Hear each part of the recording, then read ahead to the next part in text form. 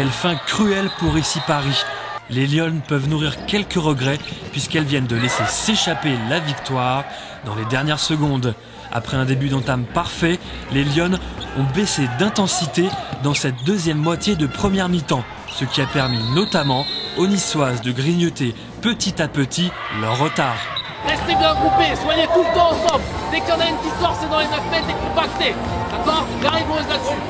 Quand la cravère est à l'aile, et que c'est toi qui es en défense, tu prives. Continuez à monter les ballons et prendre votre temps à l'attaque. Hein. Allez. Alors que les Parisiennes comptaient jusqu'à 5 buts d'avance dans ce premier acte, les Niçoises rejoignent la pause avec 3 buts de retard. On a été moins rigoureux en défense. Voilà, après qu'on perde des ballons en attaque, vu notre composition d'équipe, on manque un peu de joueuses sur la base arrière. C'est moins grave. Par contre, qu'on perde les pédales en défense, ça me gêne un peu. On aurait dû être plus serré plus le jeu en défense pour essayer d'aller à la mi-temps avec nos plus 5 qui ont été pratiquement les quarts de toute la première. En deuxième mi-temps, Nice devra montrer un tout autre visage.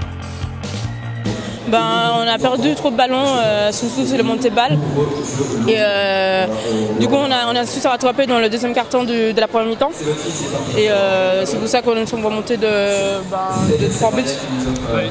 Qu'est-ce que le coach vous a dit à la mi-temps pour qu'en deuxième période, vous soyez peut-être un cran au-dessus des Parisiennes? Il faut qu'on soit plus dur et aussi qu'on perde moins de ballons. Retour des vestiaires, les Parisiennes doivent élever leur niveau de jeu.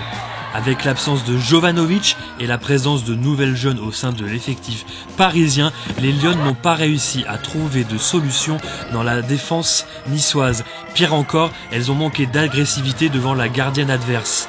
De leur côté, les Niçoises sont rentrées de mieux en mieux dans cette deuxième période et sont revenues dans les dernières minutes sur les talons des Parisiennes. Ça a été compliqué de demander à Coralie Lassource, par exemple, qui n'est pas du tout arrière, de faire tout un match et de défendre en 2, en 3, d'attaquer par exemple. Donc c'est vrai que sur la fin, je sais pas comment on peut gérer autrement. Je pense pas que les arbitres nous avantagent par contre. Encore une fois, et ça par contre j'en ai vraiment marre. Après, voilà, on est à plus 3 à 3 minutes de la fin. Ce serait mieux pour nous de tenir. Dans le Money Time, l'atmosphère est irrespirable à Issy-les-Moulineaux. On les a fait douter, on a fait sortir leur meilleure joueuse Stineux, donc sans elle c'est compliqué à jouer. On le savait et on a réussi à la tenir jusqu'au bout. Il reste 5 minutes à jouer à Issy-les-Moulineaux et ici Paris mène de 3 buts.